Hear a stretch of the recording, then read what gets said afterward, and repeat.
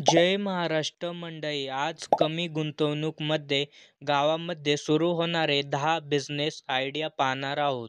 त्याआधी अशाच बिझनेस आयडियासाठी आपल्या चॅनलला सबस्क्राईब करून ठेवा आणि लाईक करा. 1. शिवणकाम टेलर बिझनेस. यासाठी गुंतवणूक फक्त 5 ते 6 हजार मशीनला लागेल. तुम्ही लोकांचे कपडे शिवून चांगले पैसे कमवू शकता. यातून तुम्ही महिना 10 ते 15 हजार कमवू शकता. 2. दूध बिझनेस. यासाठी तुम्हाला एक म्हैस विकत घ्यावी लागेल, जी सकाळी 5 लिटर व संध्याकाळी 5 लिटर दूध देईल. यासाठी गुंतवणूक तुम्हाला एक म्हैस विकत घेण्यासाठी 30 ते 40 हजार गुंतवणूक लागेल. यामधून तुम्ही 50 रुपये लिटरने दूध विकून रोज 500 रुपये कमवू शकता व महिना आरामात 15,000 कमवू शकता. 3. कोंबडी पालन. तुम्ही घराच्या बाजूला किंवा घराच्या मागे किंवा मोकळ्या जागेत कोंबड्या पाळू शकता. यासाठी तुम्हाला 30 कोंबड्या घ्यायचे आहे. त्यासाठी गुंतवणूक तुम्हाला 4 ते 5 हजार लागेल. यातून तुम्ही महिना 8 ते 9 हजार अंडी विकून कमवू शकता. 4. किराणा दुकान.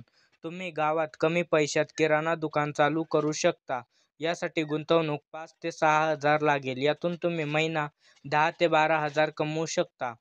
5. Hotel business. तुम्ही गावात छोटं हॉटेल टाकू शकता आणि भेळ, वडापाव असे विकू शकता. यासाठी गुंतवणूक तुम्हाला 4 ते 5 हजार येईल.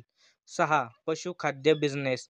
या बिझनेसमध्ये तुम्ही जनावरांसाठी लागणारे खाद्य म्हणजे सरकी पेंड, शेंगदाणा पेंड, कडबाकुटी ते अजून खाद्य ठेवू शकता. यासाठी गुंतवणूक तुम्हाला 20 ते 25 हजार लागेल. यातून महिना तुम्ही 10 ते 12 हजार कमवू शकता.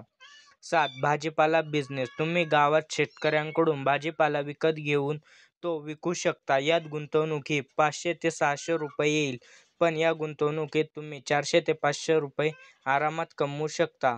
8. धान्याची खरेदी विक्री. तुम्ही गावात धान्याची खरेदी विक्री करून चांगले पैसे कमवू शकता. यासाठी जास्त गुंतवणूक येणार नाही.